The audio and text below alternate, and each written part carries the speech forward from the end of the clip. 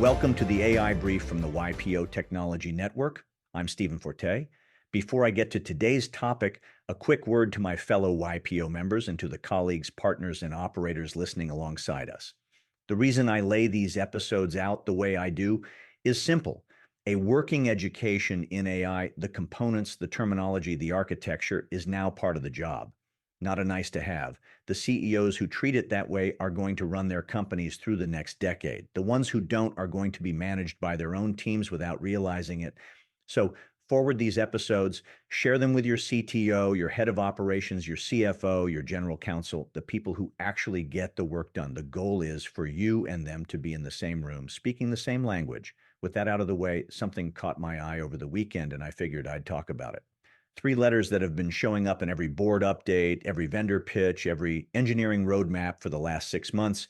MCP, most of you have been nodding politely. A few of you have been quietly Googling. Today, I'm going to fix that. What MCP is, why it's useful, why it's now standard, and the one thing your team has to be doing around it that most teams aren't. MCP stands for Model Context Protocol, Anthropic, the AI lab behind Claude, the chatbot and model family that competes head-to-head with OpenAI's ChatGPT and Google's Gemini, released it in late 2024 as an open spec. Think of MCP the way you think of USB. Before USB, every printer had its own cable, every camera had its own cable, every drive had its own cable.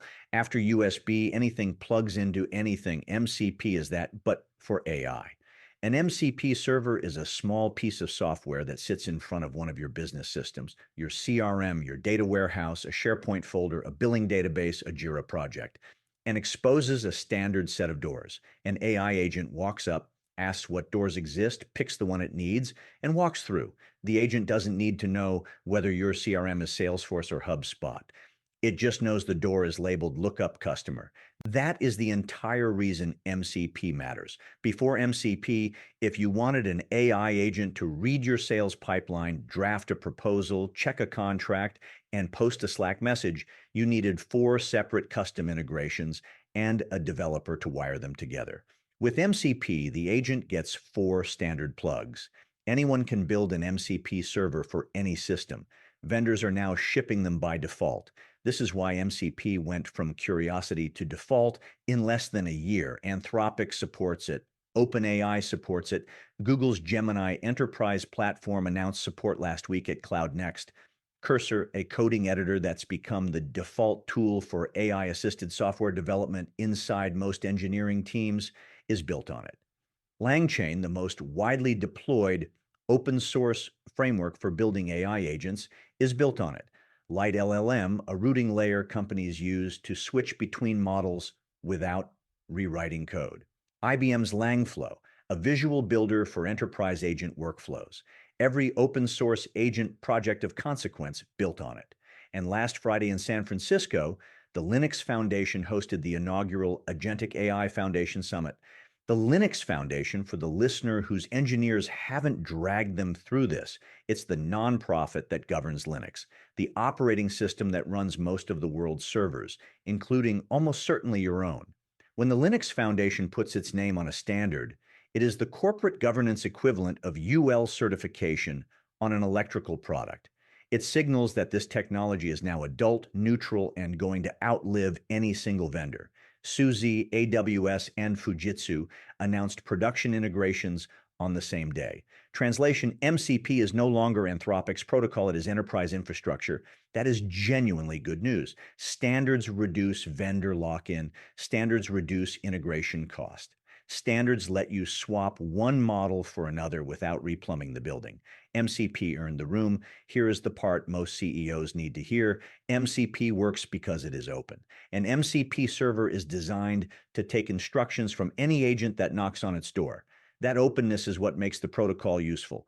It is also what makes it dangerous if you deploy it naked. Think of it this way.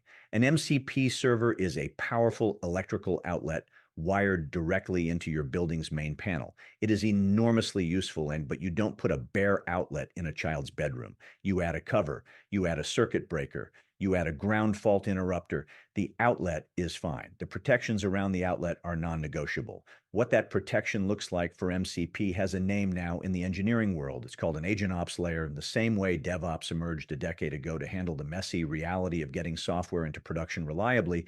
AgentOps is the discipline emerging now for getting agents to operate reliably and safely.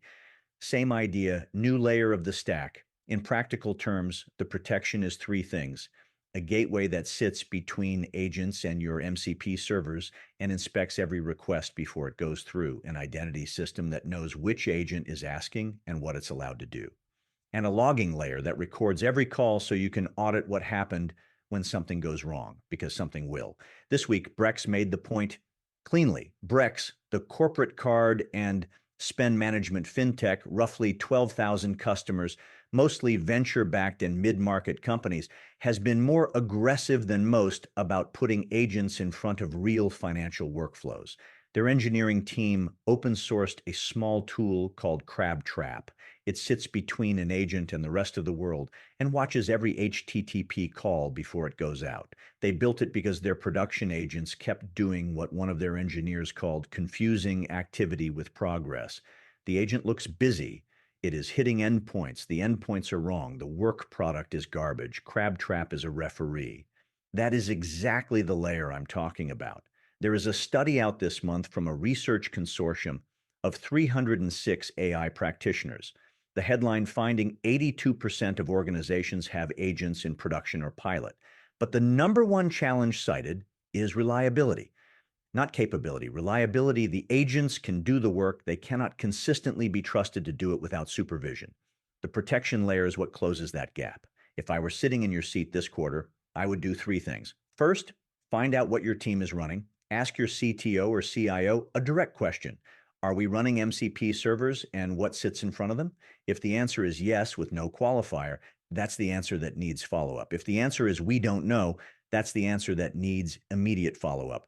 Either way, you've moved the conversation forward. Second, do not let the protection question become an excuse to avoid the protocol. MCP is the right standard. Building a custom alternative is worse in every dimension than running MCP with the right wrapper. The decision is not whether to use it. The decision is what your team is putting around it.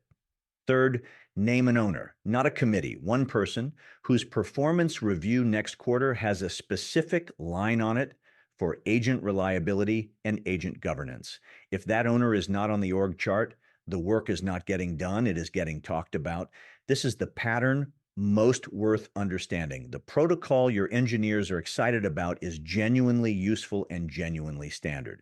The work of making it safe to operate is a separate budget line and a separate skill set. And it isn't optional. It is the price of admission for running this stuff in a real company. You don't need to know how MCP works under the hood. You do need to know whether your team is treating it like a bare outlet or like a finished installation. That is the AI brief from the YPO Technology Network for Wednesday, April 29th. I'm Stephen Forte. If this was useful, send it to a fellow member or to the operator on your team who needs to hear it. I'll be back tomorrow. Until then, stay sharp.